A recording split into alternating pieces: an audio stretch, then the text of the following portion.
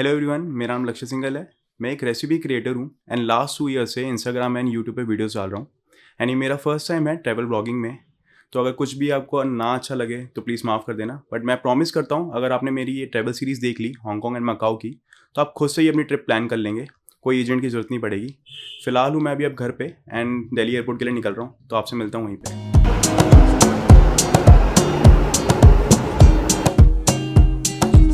Finally Delhi airport पहुंच गया हूँ एंड यहाँ पे पासपोर्ट एंड टिकट दिखा के एंट्री लेते हैं। देन विस्तारा से मेरी फ्लाइट है, तो विस्तारा के काउंटर पे जाके बोर्डिंग पास एंड अपना मेन लगेज देते हैं उन्हें। फिर मैं आपसे आगे मिलता हूँ।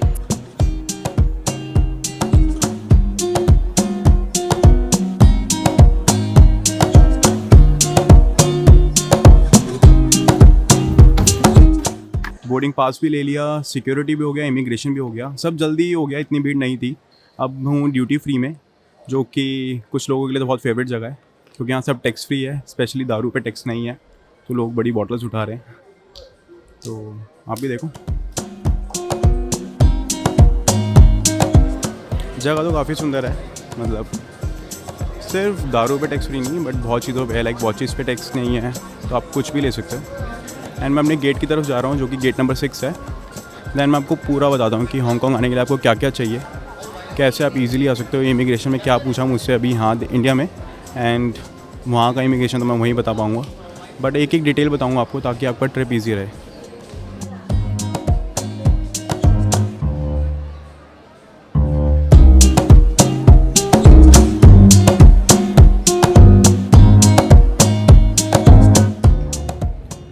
तो हांगकॉन्ग जाने के लिए 3 ज़रूरी चीज़ें क्या हैं। पहली तो एयर टिकट्स, जो कि मैंने मेक माई ट्रिप से की है। आप स्काई स्कैनर पे चेक कर लेना, जहाँ आपको कम प्राइसिंग लगे वहीं से आप कर लेना। मुझे राउंड ट्रिप पड़ा 24,500 के आसपास। तो मैं यहाँ टोटल भी करता रहूँगा कि एट लास्ट जाके मुझे कितने की ये ट्रिप पड़ रही है पूरी। दूसरी होती है होटल बुकिंग्स, जो कि मैंने 3 नाइट्स के लिए हांगकॉन्ग में की है, 2 नाइट्स मकाओ में।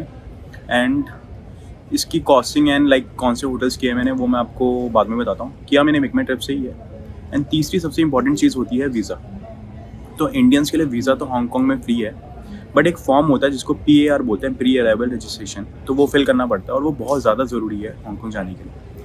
एंड वो है तो सिंपल, बट कुछ चीज़ें उसमें ना, लाइक आपने अगर गलत भरी तो आपको वो डिपोर्ट तक कर देते हैं, या फिर आपको दोबारा PAR भरना पड़ता है और वहाँ पे जाके फिर प्रिंट निकालना पड़ता है। और मैंने ये तक सुना है कि एक प्रिंट निकालने के लिए वो कभी कभार 2-3 हज़ार ले लेते हैं पर पेज के लिए।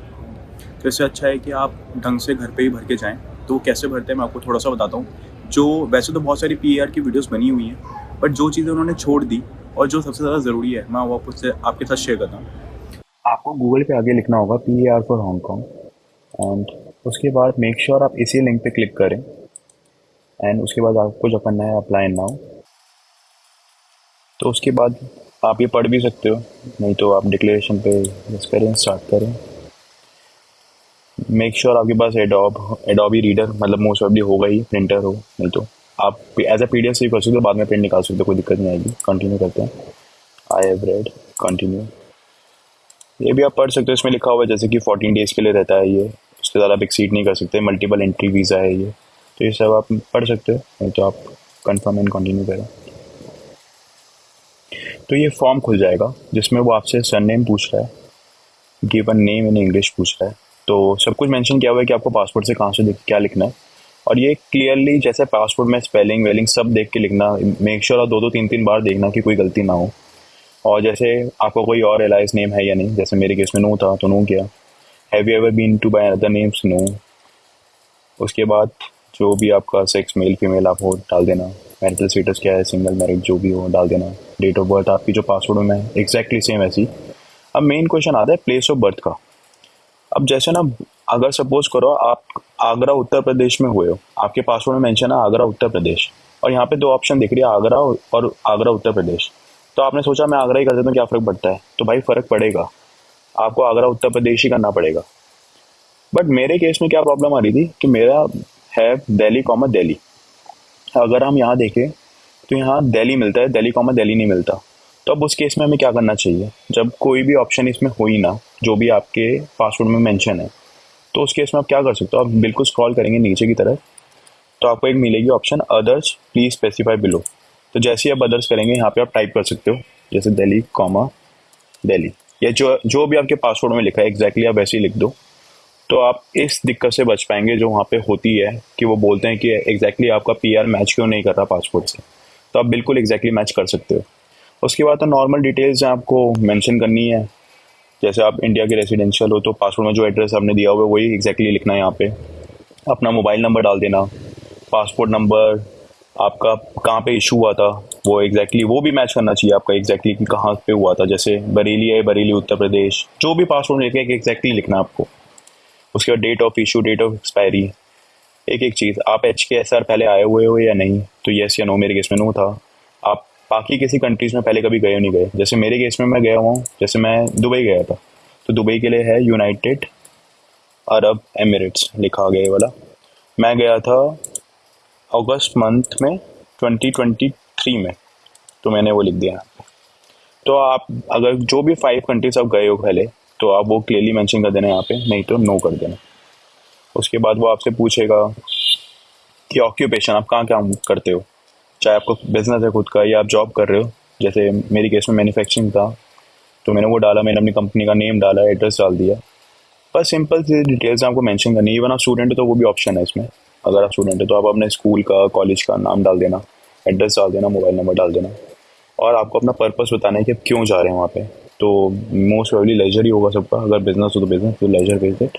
कितने दिन के लिए जा रहे हैं तो वो मेंशन कर देना। आप सारा भी कर सकते हो, लाइक 14 डेज भी लिख सकते हो कि कोई दिक्कत ना है। बाकी आपको एड्रेस के लिए डालना होगा कि आप कौन से होटल में रुकने वाले हैं, आप कितने फंड्स लेके जाएंगे। तो मैं तो यही एडवाइस करूंगा कि आप यही सेलेक्ट करें, 5000 हांगकॉन्ग डॉलर्स टू 9999। इतना तो आपको पर पर्सन लग भी जाएगा वहाँ पे, क्योंकि अगर आप डिज्नीलैंड जाएंगे, ओशन पार्क जाएंगे, तो इतना लगेगा। उसके बाद आपका लोकल कनेक्शन है या नहीं, तो नो। उसके बाद कि आपको ये सब में ज़्यादातर नो ही होता है, बट आप फिर भी अपने हिसाब से करना कि आपको कोई डिफ़िकल्टी तो नहीं वापस आने में इंडिया है। आप कभी अरेस्ट हुए नहीं हुए, कभी डिपोर्ट हुए नहीं हुए, उस चीज़ के लिए तो ये नो नो नो ही रहता है। और एक ये क्वेश्चन पूछता है आइडेंटिफिकेशन क्वेश्चन। ये आप मेक श्योर कि आप हमेशा याद रखना, क्योंकि जब भी आपको प्रिंट निकालना पड़ेगा ना, तो वो ये क्वेश्चन से ही निकल पाएगा। आपको जो आप आंसर लिखोगे वही आंसर आपको लिखना पड़ेगा, तभी आप प्रिंट निकाल पाओगे। अगर आपने सेव करके PDF तो आपको ऐसा जरूरत ही नहीं पड़ेगी, बट फिर भी आप यहाँ पे ये वैलिडेशन डालना एंड कंफर्म एंड कंटिन्यू करेंगे। उसके बाद वो आपसे एक्सेप्ट कराएगा कुछ टर्म्स एंड कंडीशन, और आप जैसे ही कंटिन्यू करेंगे दोबारा तो फॉर्म सबमिट हो जाएगा, और आपको हैंड टू हैंड पता लग जाएगा कि आपका वीज़ा एक्सेप्ट हुआ है या नहीं हुआ। मोस्ट प्रोबेबली सक्सेसफुल ही रहेगा। कुछ होता है कि जैसे जिनके पासपोर्ट बेंगलोर में इशू हुए हैं या पंजाब में इशू है, तो उनका होता है कि कभी कभी ना हो पाए, बट मोस्ट प्रोबेबली आपका हो जाएगा। और नहीं भी होता तो उसमें लिखा होता है कि आपको नेक्स्ट क्या करना है। तो बस ये 3 चीज़ें मेन है। बस हांगकॉन्ग डॉलर्स, चौथी चीज़ फंड्स आपको लेके आना ज़रूरी है। तो बस यही है। अब मैं बस अपनी बोर्ड करता हूँ, फ्लाइट लेता हूँ।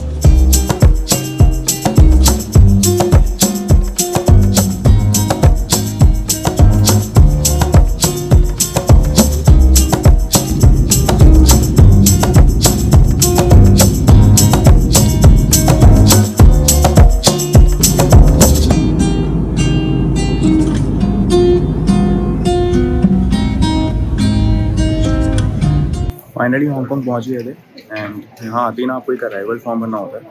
वो मैं आपको साइड में डाल दूँगा, फोटो कैसे होती है, एंड वो फिल कर लेना। उसके बाद हमें जाना होगा इमिग्रेशन की तरफ। तो इमिग्रेशन में आते हैं, देखते हैं क्या पूछते हैं या कैसे क्या होता है, फिर मैं शेयर करता हूँ आपसे। अभी तक तो सब सही है, कुछ नहीं रोका बीच में, कुछ भी नहीं हुआ।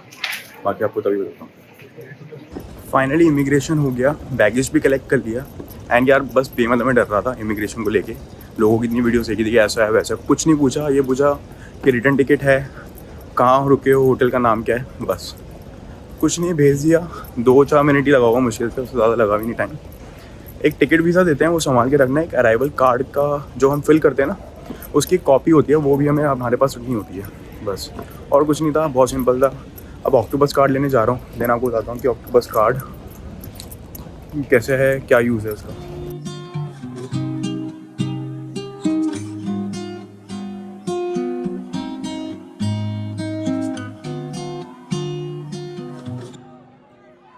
फाइनली ऑक्टोपस कार्ड ले लिया है। $200 का पड़ा, मतलब 150 में यूज़ कर सकता हूँ, एंड 39 रिफंडेबल है, क्योंकि $11 की सर्विस लगती है। एंड अब हमें जाना है बस से। रीज़न क्या है बस से जाने का? मुझे जाना है शिमशा सुई।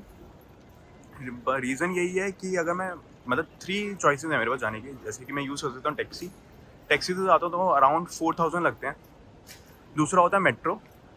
मेट्रो से लगेंगे अराउंड 1100 पर पर्सन। हम 3 लोग हैं तो 3300 तो यहीं लग गए। तो तीसरी ऑप्शन है बस से। तो अभी 2 सिटी की तरफ जाते हैं, तो बस का रूट दिख जाएगा और बस में अराउंड $35 लगेगा पर पर्सन। तो काफ़ी फ़र्क है रेट में। एंड ये ऑक्टोपस कार्ड है ना, ये हेल्प करता है अगर आपको कोई भी पब्लिक ट्रांसपोर्ट यूज़ करना है, बस, ट्रेन, इवन टैक्सीज़ के अंदर भी यूज़ होता है। और ना यहाँ पे सोर्स होता है 7-Eleven करके, तो वहाँ पे भी यूज़ हो जाता है।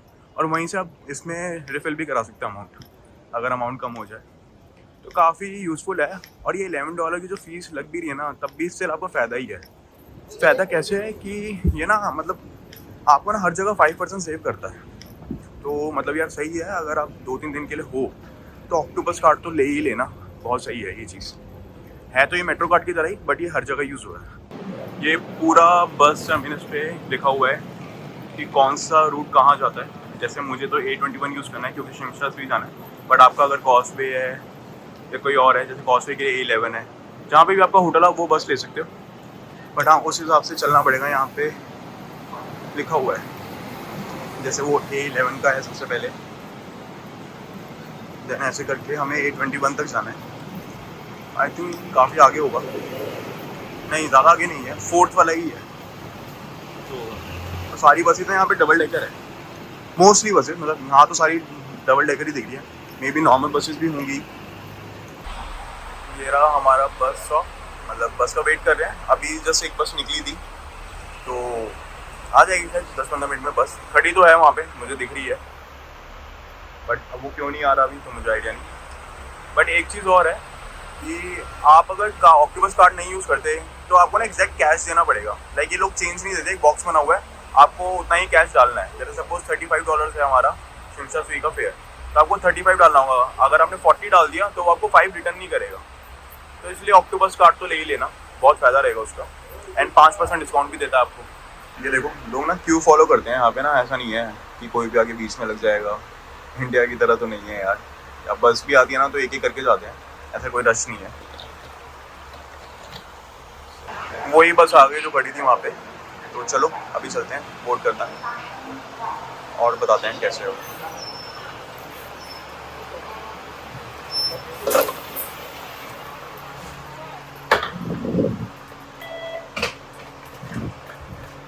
और यहाँ बैगेज रखने की फैसिलिटी भी है, तो बैगेज रखते हैं और जल्दी से ऊपर चलते हैं। और कुछ ऐसी दिखती है बस, काफ़ी बड़ी है और अच्छा भी है यहाँ से। और ऐसे हम लगे देख सकते हैं, देखो जैसे हम तीनों के लगेज ये रखे और ये दोनों मेरे भाई के। लास्टली मैं आपसे यही कहना चाहता हूँ, अगर आप भी ट्रिप प्लान कर रहे हैं हांगकांग का तो बिल्कुल भी मत घबराना इमिग्रेशन से, सब स्मूथली होगा। ज़्यादा से ज़्यादा वो आपसे रिटर्न टिकट्स, होटल बुकिंग्स या फंड से ही पूछ सकते हैं। और आप पीआर में गलती मत करना कोई भी, वो बिल्कुल पासपोर्ट से मैच करना चाहिए। बाकी सब स्मूथली होगा, कोई दिक्कत नहीं आएगी। बहुत अच्छी है सिटी या कंट्री हम कह नहीं सकते, क्योंकि एक special administration region of China है ये, क्योंकि उससे पहले ये ब्रिटिश कॉलोनी था 1997 तक। एंड ब्रिटिश ने 1997 में हैंड ओवर किया था चाइना को, एक कंडीशन के साथ कि 50 ईयर्स तक ये इंडिपेंडेंट रहेगा। तो इसलिए ना ही एक चाइनीज सिटी है, ना ही ये इंडिपेंडेंट कंट्री, एक स्पेशल एडमिनिस्ट्रेशन रीजन है, इसलिए हम इसको HKSAR बोलते हैं। इसलिए अगर आपने भी नोटिस किया हो तो यहाँ पे भी गाड़ियाँ लेफ्ट में ही चलती हैं, क्योंकि ये ब्रिटिश कॉलोनी था। इवन यहाँ पे सब कुछ इंग्लिश में मेंशन करा हुआ मिल जाएगा आपको, कोई दिक्कत नहीं आएगी। बहुत अच्छा ट्रिप रहेगा आपका, और आपको टैक्सी यूज़ करनी ही ना पड़े शायद यहाँ पे, क्योंकि इतना अच्छा पब्लिक ट्रांसपोर्ट है इनका। तो बिल्कुल आना आप हांगकांग। एंड आपसे मिलता हूँ मैं नेक्स्ट व्लॉग में। आज के लिए इतना ही, बाय बाय, टेक केयर।